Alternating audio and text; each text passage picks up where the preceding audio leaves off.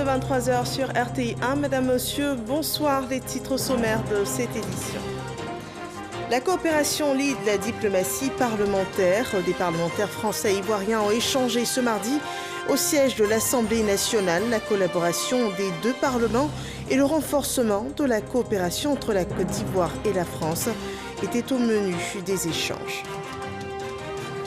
Fin de mission pour le ministre ivoirien de la Réconciliation nationale au Burkina Faso. Il a été reçu ce jour en audience par le président Roch Christian Kaboré. Ce séjour fut aussi un échange d'expériences avec les autorités burkinabè en matière de réconciliation et de cohésion des peuples.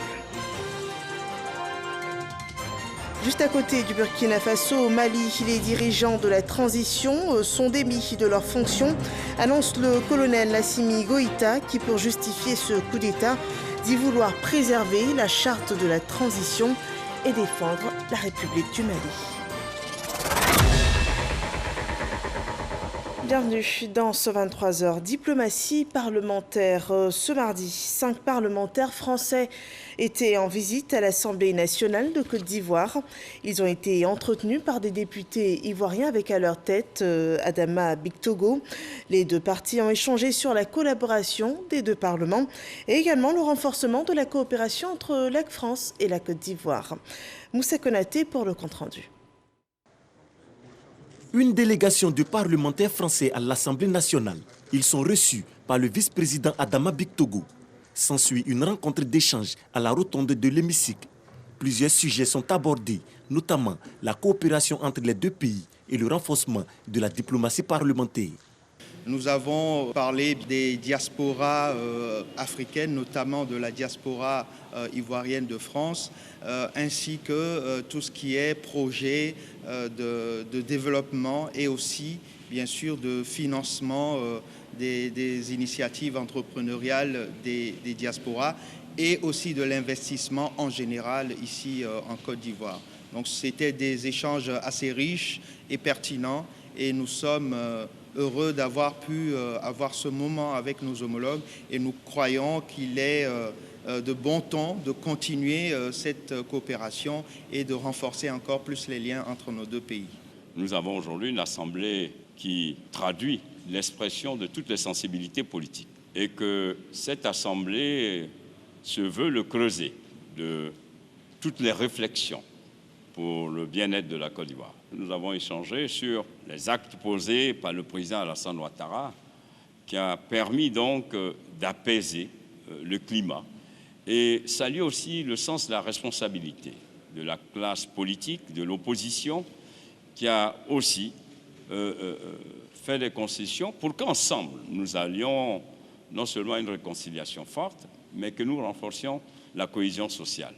La délégation de parlementaires français est composée de 4 députés du groupe parlementaire La République En Marche et un sénateur du groupe parlementaire Les Républicains. Et un groupe de parlementaires ivoiriens est en pleine formation à Yamoussoukro dans le cadre du budget programme. Il s'agit là pour le ministère de la promotion de la bonne gouvernance et du renforcement des capacités et de la lutte contre la corruption d'outiller ces parlementaires à l'effet de mener à bien leur mission de contrôle de l'action gouvernementale. Nous parlons toujours de diplomatie parlementaire. Un rapprochement des Sénats de la RDC et de la Côte d'Ivoire est envisagé. L'idée a été énoncée au cours d'une rencontre ce mardi ici à Abidjan entre une délégation de femmes sénatrices de la République démocratique du Congo et des membres du Sénat de Côte d'Ivoire. Une rencontre qui s'inscrit dans le cadre du renforcement de la coopération entre le Sénat de la RDC et celui de la Côte d'Ivoire. Herman Guivet. C'est une visite de courtoisie que la délégation des femmes sénateurs venues de la République démocratique du Congo a voulu rendre au Sénat de Côte d'Ivoire. Cette délégation de femmes sénateurs venues de la RDC séjourne à Abidjan dans le cadre de la rencontre des femmes africaines leaders qui se tient en ce moment. Occasion pour la délégation des femmes sénateurs de la République du Congo de s'interroger sur le fonctionnement du Sénat ivoirien. Nous sommes très ravis de cet accueil chaleureux par toute l'équipe du Sénat. Le président a été valablement représenté. Les échanges, nous en sommes aussi ravis et nous espérons de meilleures relations avec la RDC et la Côte d'Ivoire pour la suite de nos événements. Au nom du président du Sénat, le vice-président de l'institution, Germain Hollo, a présenté le Sénat ivoirien à ses visiteurs, les renseignant sur le rôle du Sénat dans la stabilité politique de la Côte d'Ivoire. Nous avons expliqué la nécessité pour nous de mieux approfondir nos relations. Il était important que la Côte d'Ivoire puisse distiller son expertise vers le Congo parce que nous avons appris. Et si nous avons appris, nous devons pouvoir partager nos acquis avec nos frères de la République démocratique du Congo. Nous avons reçu une invitation. Nous y serons lorsque l'indication sera formalisée et nous pensons pouvoir apporter notre contribution au développement de ces pays frères. À l'horizon, le renforcement de la coopération entre le Sénat de la République démocratique du Congo et le Sénat de Côte d'Ivoire. Les structures étatiques ivoiriennes coopèrent aussi entre elles, le CESEC et la médiature de la République. Les présidents Eugène Akaawele et Adama Toungara ont, au cours d'une rencontre, amorcé la collaboration de leurs deux institutions. On voit cela avec Sidonie Davila.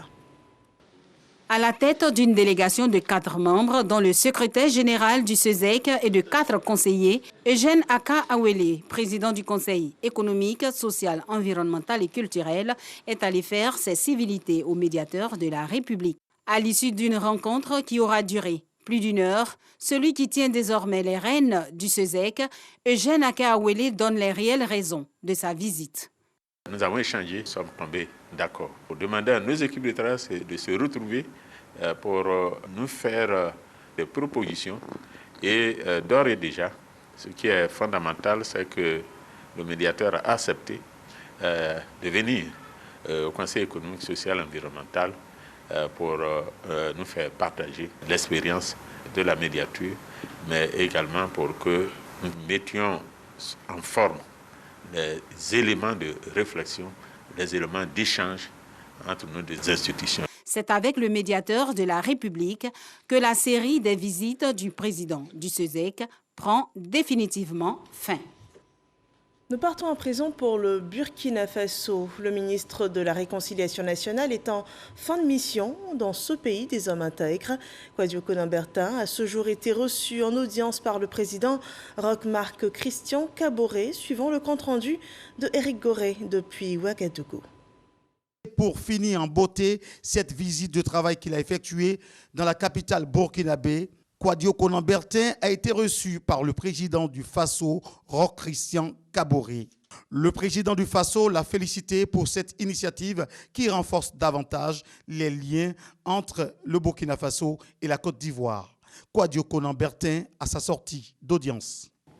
Je me devais donc de rendre visite au président du Faso, qui a donc accepté, avec ce grand honneur, de nous recevoir.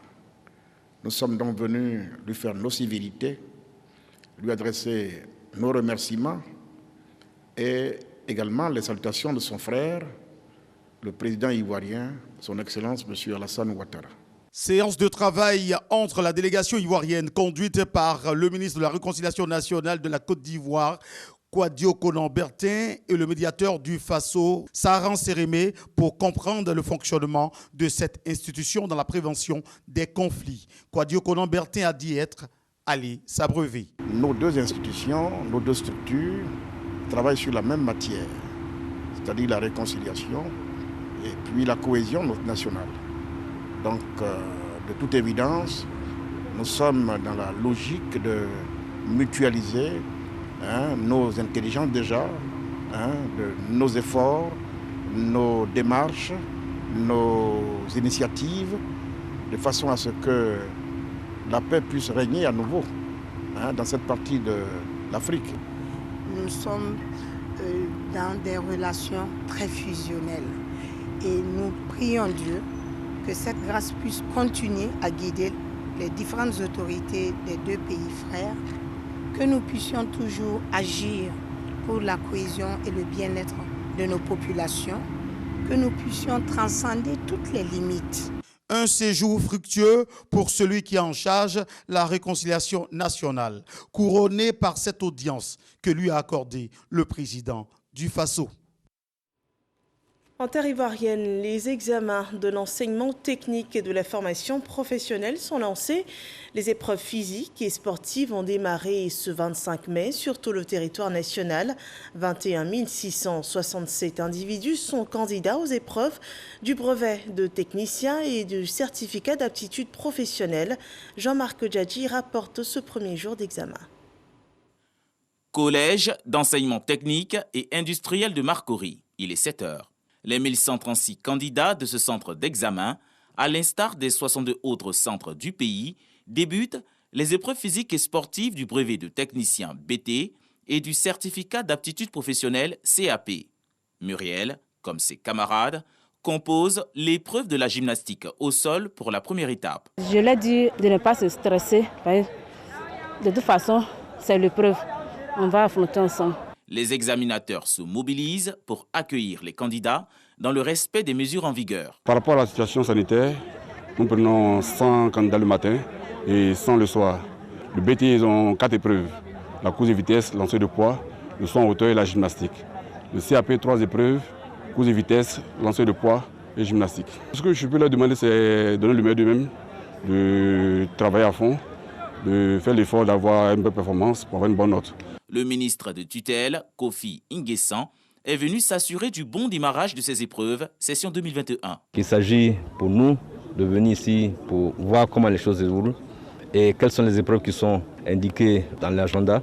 Nous sommes venus pour féliciter les élèves. Ils vont passer dans différents ateliers, faire le maximum et ça va compter dans leurs notes de fin d'année. Ce sont au total 21 667 candidats qui démarrent les épreuves physiques et sportives, soit 10 627 filles et 10 940 garçons. Ces examens prennent fin le mardi 2 juin 2021. Le système éducatif ivoirien a été exposé ce jour devant la coalition mondiale pour l'éducation mise en place par l'UNESCO. C'est au cours d'un forum virtuel sur le rôle de l'apprentissage numérique en Afrique. Participant au forum, la ministre ivoirienne de l'Éducation nationale, de l'alphabétisation, Mariatou Koné, a relevé les défis de la Côte d'Ivoire et partagé l'expérience de la Côte d'Ivoire relativement à la continuité des apprentissages durant la Covid-19. Le détail dans ce reportage de Franck Quadio.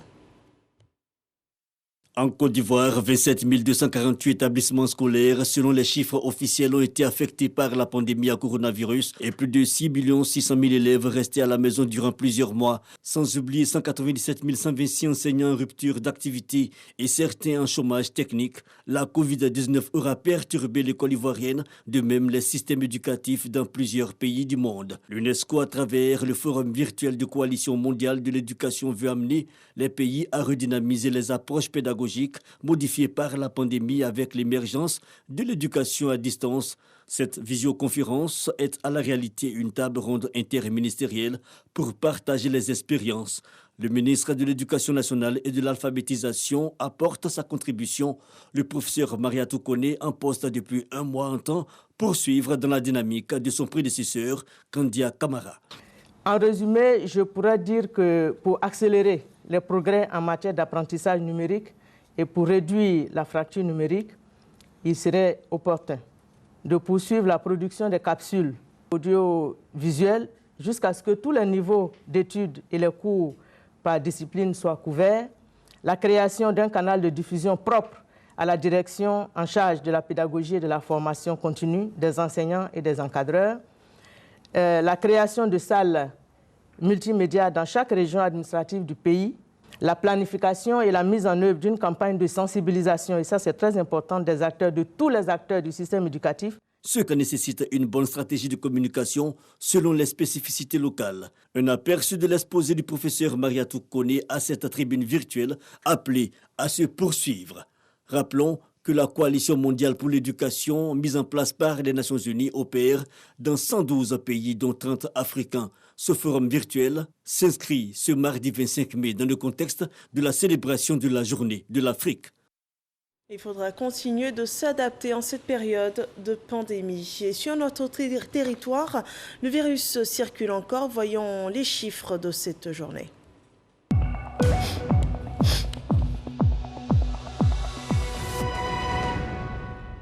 Le bilan Covid-19 de ce 25 mai 2021 présente 3 nouveaux cas de Covid-19, 34 nouvelles guérisons et 0 cas de décès.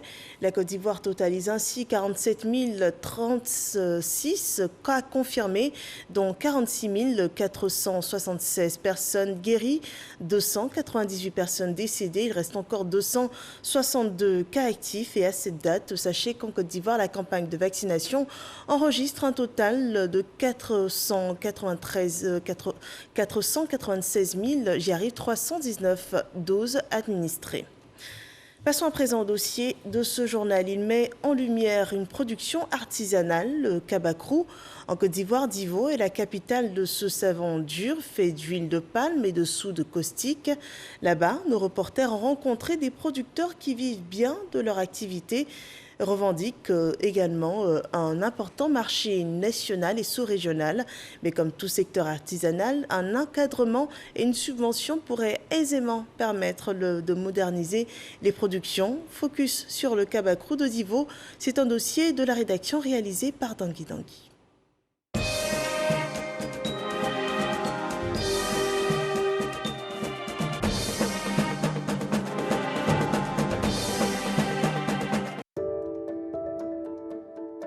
Commune d'Adjamé, tenancière de ce restaurant, Bintou fait la vaisselle avec ce savon artisanal, bien connu sous le nom de Kabakrou, qui veut dire caillou en malinké.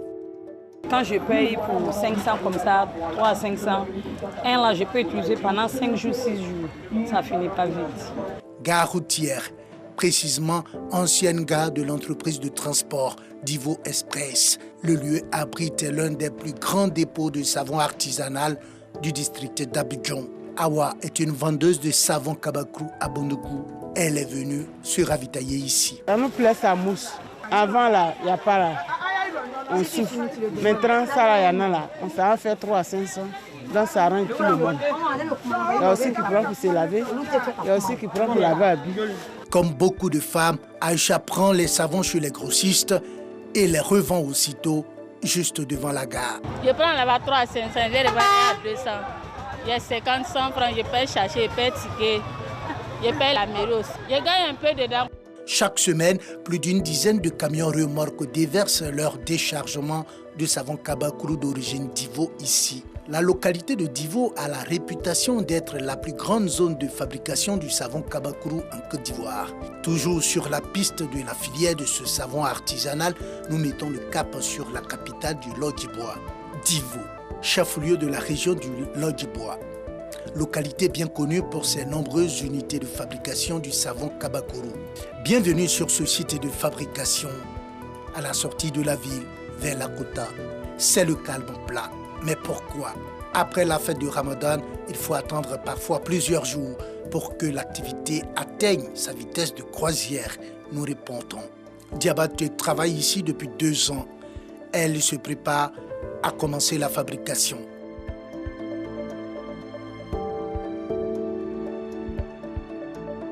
Le travail se révèle souvent difficile, même s'il lui permet de gagner sa vie. Quand on pense, on va ramasser dans le baril, on va déposer et puis on va mélanger encore.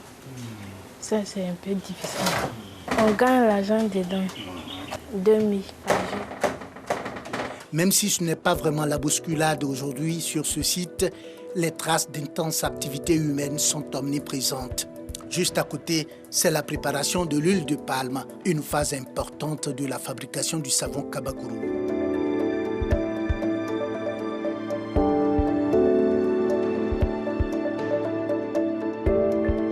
À l'autre bout de la ville, au quartier Dialogue 2, plusieurs sites de fabrication du savon Kabakrou sont ouverts, mais ne fonctionnent pas à plein régime. Propriétaire d'un site de fabrication, Touré supervise le travail. Il nous explique les grandes étapes de la fabrication de ce savon. Première des choses, quand on va en brousse, on achète des huiles rouges, huiles déchets, pour venir, on met au feu, on blanchit. On attend 3 jours après, et qu'on a la suite, qu'on met dans l'eau, ça aussi, ça fait 3 jours. Maintenant, quand on met dedans, 3 jours après, 4e jour, on commence, on vient ramasser l'huile, on enlève ça au feu. Là, ça trouve que déjà, c'est déjà froid. Maintenant, on appelle nos jeunes sœurs qui sont là, qui ne font rien, elles viennent taper. Il souligne la qualité des savons Kabakuru d'origine d'Ivo. Le savon, c'est un bon produit. Le savon, moi, je me lave avec. Je n'ai pas de problème avec ça parce que j'attends à d'autres que non. Quand tu te laves avec Kabakuru, ça gâte le corps. Non. On a un grand marché en Côte d'Ivoire aujourd'hui, à Abidjan, à Djamé. On a un grand marché à Odjene. Nous avons rendez-vous avec le président de l'association des fabricants de savon Kabakuru de la ville. Il revendique près de 30 ans de métier et tient à mettre en relief l'impact économique de la production du Kabakuru sur la population locale. Aujourd'hui, à Divo ici, si à 100 coups à Divo, tu vas trouver que 99 fait savon Kabakuru. Même si toi tu ne fais pas, ta femme fait. Celui ne fait pas, son fils fait. Donc au grand jamais, il n'y a pas de coup à Divo aussi, qu'il n'y a pas quelqu'un qui ne met pas l'argent de savon Kabakuru, il n'y en a pas. À la délégation régionale de la Chambre des métiers du Côte d'Ivoire, on fait ce qu'on peut pour aider ces fabricants de savon artisanal. C'est ici cela a commencé. Donc la technique, le savoir-faire, ils l'ont. Donc partout, même le savon qui est fait de partout au Burkina, c'est fait. Mais celui de Divo a une particularité. Nous avons essayé de mettre ces fabricants en association. La localité de Divo abrite plus de 70 unités de fabrication de savon Kabakuru, selon le président de l'association des fabricants du savon Kabakuru de la ville. Il plaide par ailleurs pour l'encadrement et le financement de ce secteur. Aujourd'hui, si on dit qu'on va nous aider au niveau des Divo et savon Kabakuru là, il faut 2 milliards. Si on a le 2 milliards, on paye beaucoup d'huile. On va créer autre chose dans le même savon là et puis on va avancer. Le savon Kabakuru de Divo revendique un marché national. Il est exporté dans des pays voisins tels que le Mali et le Burkina Faso. Reste maintenant à produire ce savon dans des conditions industrielles et respectueuses de l'environnement et de la santé humaine.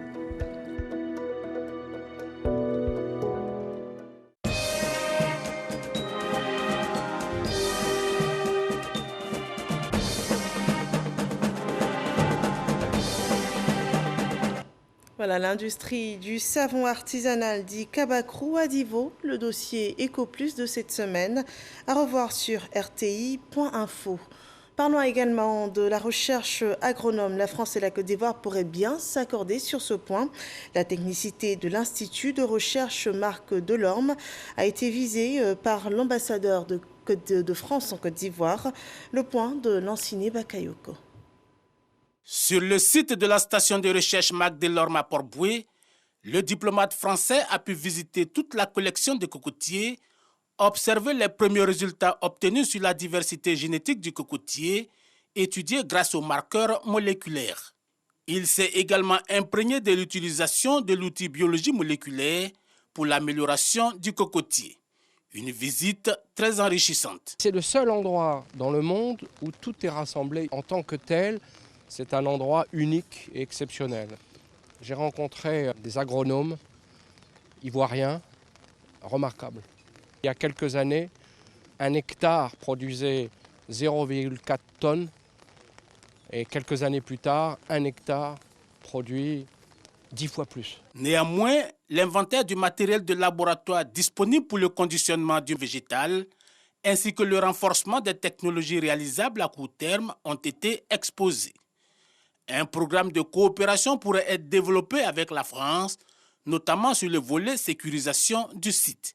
Nous avons subi beaucoup de pressions foncières dans cette zone-là parce que une approbation de lotissement a été signée pour 5 villages sur un domaine qui est classé patrimoine mondial, qui abrite la collection internationale pour le cocotier. Nous tenons beaucoup à la sécurisation du patrimoine international que représente la station Marc Delorme. La station Marc Delorme, c'est une superficie de 788 hectares située à l'intersection de Grand-Bassam, Bingerville et Port-Bouët. Dans la filière avicole, une subvention de 8 milliards de francs CFA est apportée aux éleveurs. Elle est sous forme de fourniture de poussins, d'enjours et d'aliments aux éleveurs de volailles. Dangui nous en dit plus.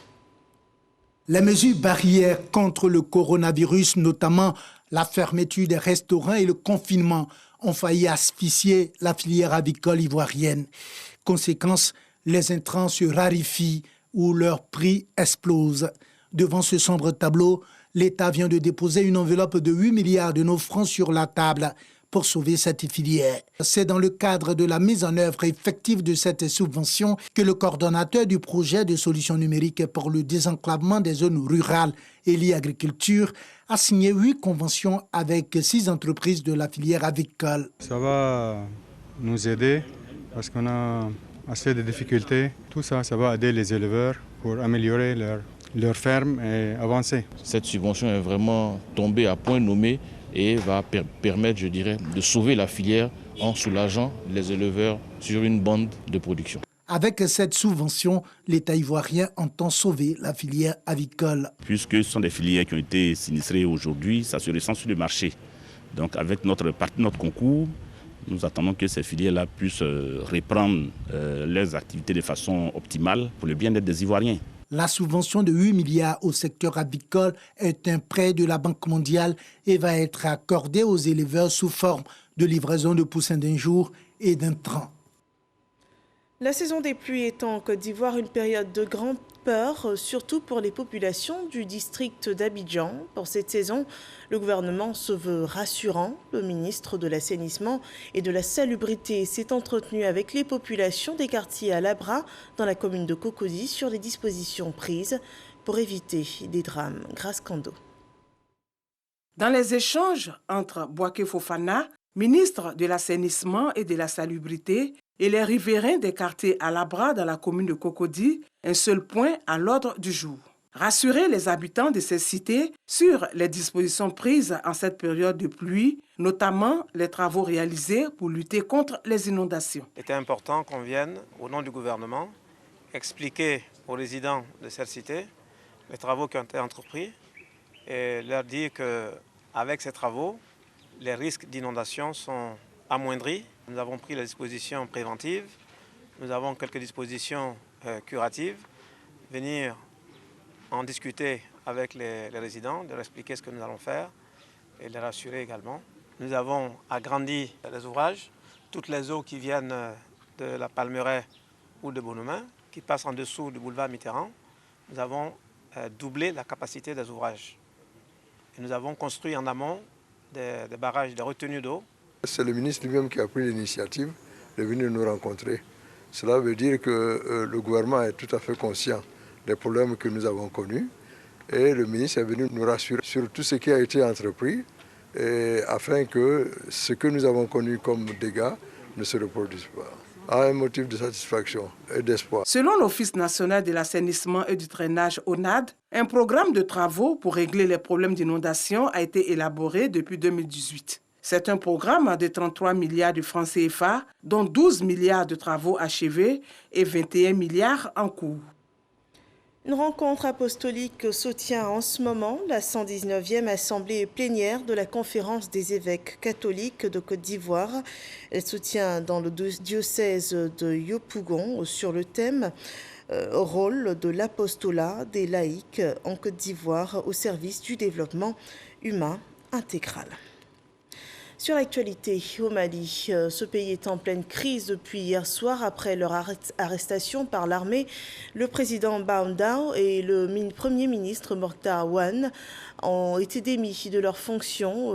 Cela a été annoncé ce mardi par le colonel Assimi Goïta, vice-président du Mali. Assimi Goïta a aussi indiqué dans une déclaration que le processus de transition suivra son cours normal et que les élections prévues se tiendront courant 2022, le colonel Goïta, à la tête des putschistes, avait, on le rappelle, renversé en août 2020 le président élu Ibrahim Boubacar Keïta. Il a reproché au président Baoundao et à son premier ministre d'avoir formé un nouveau gouvernement sans se concerter au préalable avec lui, bien qu'il soit en charge de la défense et de la sécurité, domaines cruciaux dans ce pays.